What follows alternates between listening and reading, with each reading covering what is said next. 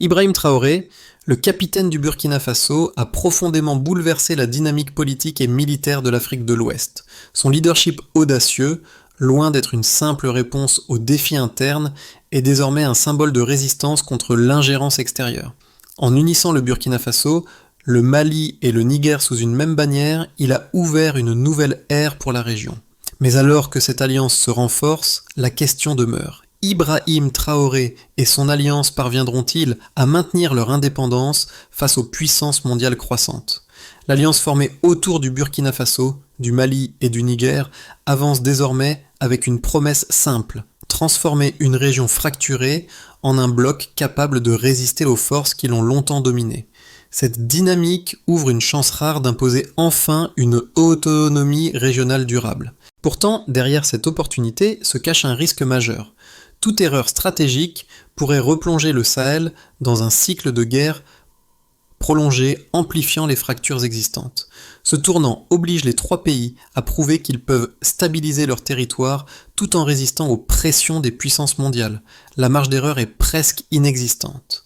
Leur réussite ne dépend pas seulement de la puissance militaire, mais aussi de la capacité à maintenir la cohésion interne et l'adhésion populaire. Et une question s'impose déjà.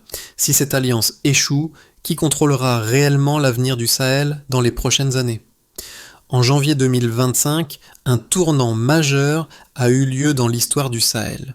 Le Burkina Faso, le Mali et le Niger ont formé l'Alliance des États du Sahel, un partenariat militaire audacieux sous la direction d'Ibrahim Traoré. Cette alliance a rapidement mis en place une force combinée de 88 000 hommes avec des capacités militaires impressionnantes. Mais ce n'était pas seulement une alliance militaire. Traoré, avec son approche pragmatique et stratégique, a unifié ces nations fragilisées par des décennies de conflits et de manipulations extérieures. Et malgré les défis internes, les trois pays ont réussi à coordonner leurs efforts, à établir une force de frappe coordonnée capable de défendre leur territoire face aux menaces djihadistes et aux pressions des puissances mondiales. Ibrahim Traoré n'est pas simplement un leader militaire. Il est devenu un symbole de la résistance africaine face à l'influence étrangère. Depuis qu'il a pris le pouvoir au Burkina Faso en 2022, Traoré a défini un nouveau paradigme pour la région. Son leadership a mis fin à des années d'instabilité politique et d'ingérence extérieure. Sous sa direction, le Burkina Faso a non seulement consolidé son pouvoir interne, mais a également créé un réseau de solidarité entre les nations du Sahel. Traoré a imposé un leadership fort, convaincu que seule l'unité régionale pourrait offrir une réelle défense contre les menaces internes et externes. La formation de l'Alliance des États du Sahel, bien que récente, a d'ores et déjà montré des signes de succès. Les trois pays membres ont réussi à coordonner une réponse rapide face aux attaques djihadistes et ont renforcé leur défense commune. Mais l'impact de cette alliance ne se limite pas à des succès militaires. Sous le leadership de Traoré, cette nouvelle coalition incarne un défi direct aux puissances mondiales, en particulier les anciennes puissances coloniales. Le soutien populaire à Traoré au Burkina Faso, qui atteint environ 65% de la population, est un témoignage du soutien profond qu'il reçoit, non seulement pour sa politique de sécurité, mais aussi pour sa vision d'une Afrique autonome et souveraine. Depuis la formation de l'Alliance des États du Sahel en janvier 2025, les événements se sont enchaînés à un rythme rapide, avec une série d'étapes marquantes sous le leadership d'Ibrahim Traoré. Le premier succès de cette alliance a été la consolidation rapide de la force militaire combinée de 40 000 hommes, renforcée par des équipements modernes tels que des chars, des véhicules blindés et des capacités aériennes.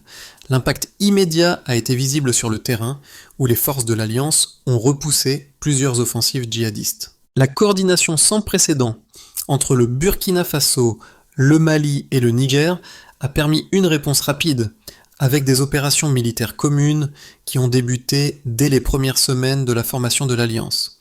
Ces actions ont renforcé la crédibilité de l'Alliance et ont envoyé un message fort à l'ensemble de la région. L'Afrique peut et doit défendre sa souveraineté sans l'ingérence des puissances étrangères.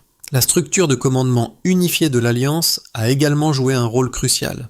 Chaque pays membre a apporté ses propres ressources militaires, mais c'est l'intégration de ces capacités dans un réseau commun de renseignement et de logistique, qui a permis une efficacité accrue sur le terrain. Dès le mois de mars 2025, les premières grandes victoires contre les groupes djihadistes, notamment l'État islamique au Grand Sahara et le groupe de soutien à l'islam et aux musulmans, ont été enregistrés. Ces succès ont renforcé l'unité au sein de l'Alliance et consolidé l'adhésion populaire, notamment au Burkina Faso, où environ 65% des citoyens soutiennent cette initiative. Cependant, ces gains ont également attiré l'attention des puissances mondiales, en particulier la France, les États-Unis et d'autres nations occidentales.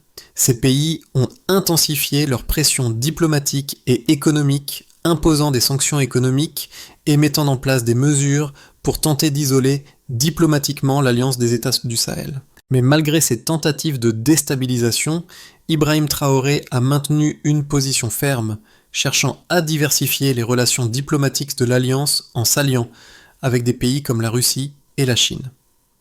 Le soutien militaire et économique de ces puissances a renforcé la résilience de l'Alliance et a permis de compenser en partie les effets des sanctions. Le défi majeur reste la lutte contre les insurgés djihadistes, dont les attaques se sont intensifiées dans les zones frontalières entre le Burkina Faso, le Mali et le Niger. Malgré les victoires initiales, la situation reste fragile, et les forces de l'Alliance doivent constamment s'adapter aux stratégies de guerre asymétriques utilisées par les groupes terroristes. Mais la résilience du peuple burkinabé, soutenant massivement Traoré, est un facteur clé dans la stabilité de cette nouvelle coalition. Les premières étapes de l'Alliance des États du Sahel ont montré des résultats impressionnants, non seulement sur le plan militaire, mais aussi en termes de réduction de la violence et de renforcement de la sécurité.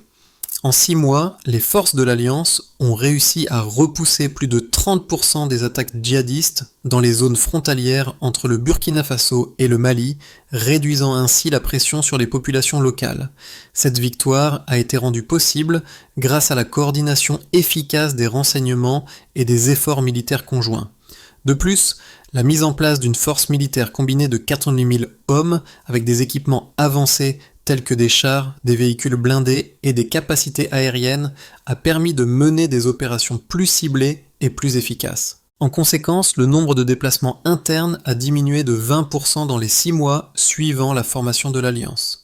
Cette réduction a non seulement allégé la pression sur les zones d'accueil des réfugiés, mais a également amélioré la stabilité économique de la région. L'intégration des capacités militaires et des réseaux de renseignement a également joué un rôle essentiel. En 2025, environ 80% des opérations militaires menées dans le cadre de l'Alliance ont été des opérations conjointes entre le Burkina Faso, le Mali et le Niger.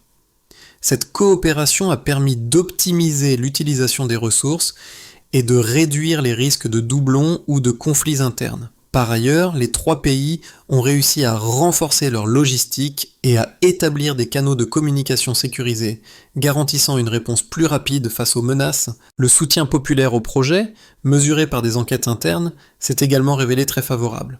En 2025, environ 71% des Burkinabés soutiennent fermement Ibrahim Traoré et l'Alliance des États du Sahel. Ce chiffre témoigne de l'adhésion profonde des populations locales, qui voient dans cette alliance une voie vers la paix et la souveraineté. Le soutien populaire reste un atout majeur pour la stabilité de l'Alliance et la consolidation de son pouvoir. L'Alliance des États du Sahel, bien qu'impressionnante sur le plan militaire et stratégique, n'échappe pas aux critiques. Les détracteurs de l'Alliance soulignent qu'elle pourrait exacerber les tensions internes entre les pays membres. En particulier, des divergences de pouvoir entre le Burkina Faso, le Mali et le Niger ont été observées. Certains analystes craignent que le Burkina Faso, sous le leadership dominant d'Ibrahim Traoré, cherche à imposer une forme de suprématie politique et militaire au détrône. D'autres critiques portent sur la dépendance croissante vis-à-vis des puissances extérieures, notamment la Russie et la Chine. Bien que leur soutien ait renforcé l'Alliance, il a également suscité des préoccupations concernant l'alignement géopolitique de l'Alliance. En s'appuyant sur ces puissances, l'Alliance des États du Sahel pourrait devenir un terrain de jeu pour des rivalités géopolitiques, ce qui pourrait compromettre ses objectifs d'autonomie régionale. Cette dépendance pourrait également faire courir des risques à long terme si les relations avec ces puissances venaient à se détériorer.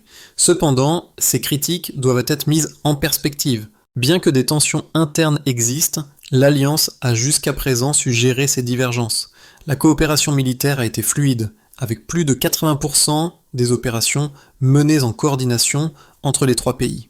De plus, le soutien populaire à Ibrahim Traoré et à l'Alliance reste élevé, avec environ 71% de la population burkinabé derrière la coalition. Cela témoigne de la légitimité de l'Alliance, non seulement sur le plan militaire, mais aussi sur le plan politique. Quant à la dépendance vis-à-vis des puissances extérieures, il est important de noter que face à l'isolement diplomatique et aux sanctions imposées par les puissances occidentales, ces alliances avec la Russie et la Chine sont des choix pragmatiques. Elles permettent à l'Alliance des États du Sahel de se maintenir face aux pressions externes et de renforcer sa position géopolitique. En fin de compte, l'Alliance cherche à naviguer entre ces influences tout en poursuivant son objectif principal, assurer la sécurité et l'autonomie de la région. L'Alliance des États du Sahel incarne l'espoir primordial pour une région fracturée, marquée par des décennies de violence et de division. Elle se positionne aujourd'hui comme un catalyseur de stabilité et de prospérité, capable de redéfinir le futur de l'Afrique de l'Ouest. L'Alliance des États du Sahel a non seulement changé la donne sur le plan militaire, mais elle a également des conséquences profondes sur les différentes communautés et groupes de la région. Pour les populations locales, l'impact immédiat de l'Alliance a été la réduction de l'insécurité. Dans les zones contrôlées par l'Alliance, les attaques djihadistes ont diminué de 30% au cours des 6 premiers mois suivant la formation de l'Alliance. Cela a permis à des milliers de réfugiés et de déplacés internes Cependant, les effets ne sont pas seulement positifs. Pour les insurgés djihadistes, l'Alliance représente un ennemi redoutable, mais aussi une source de nouvelles tensions.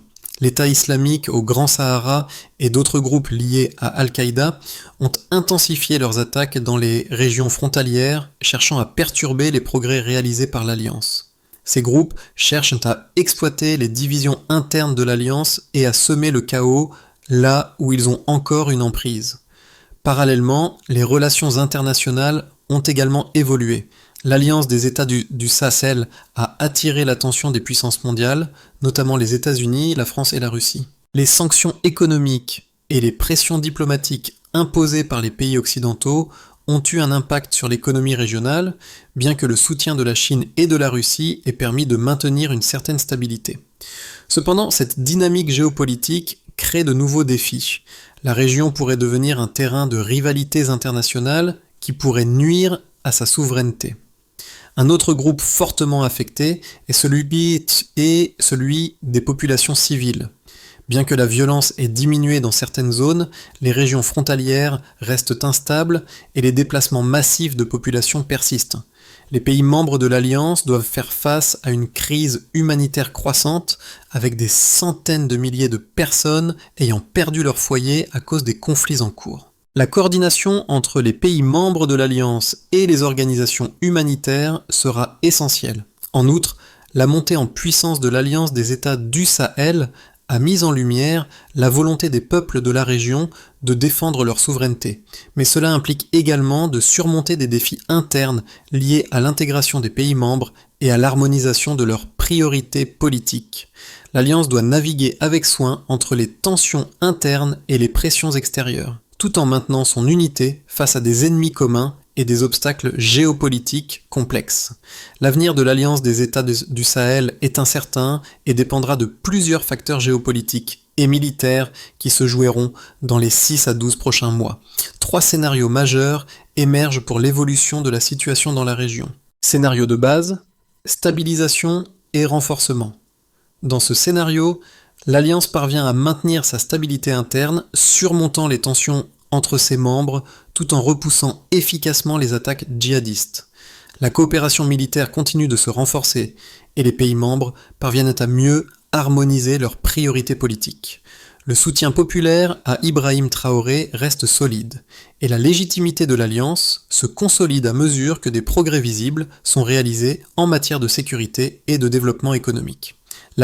Scénario optimiste, expansion et influence croissante.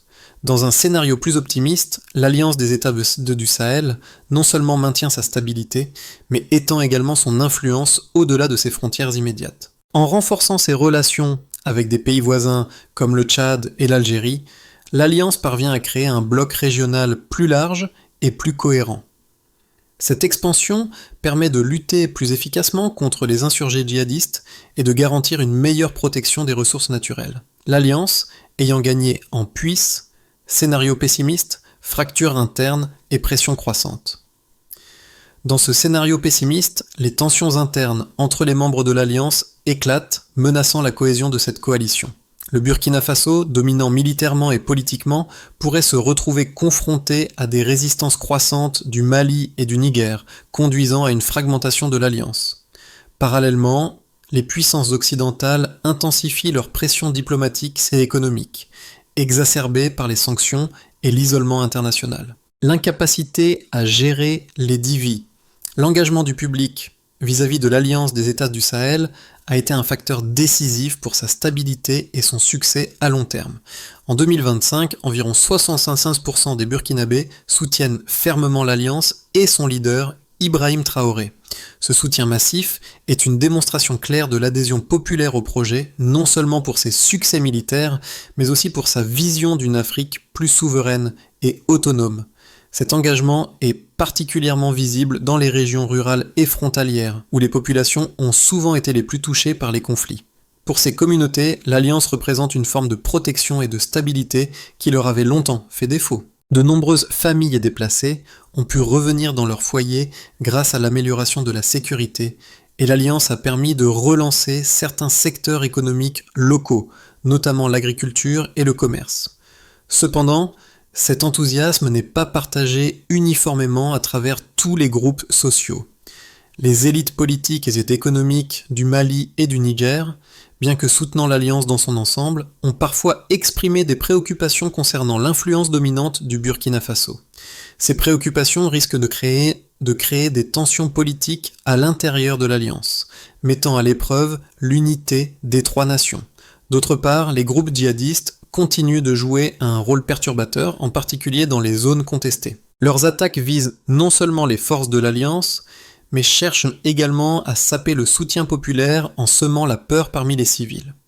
Malgré cela, l'Alliance a réussi à maintenir un solide soutien populaire, ce qui témoigne de la résilience et de l'engagement des populations locales envers leur souveraineté.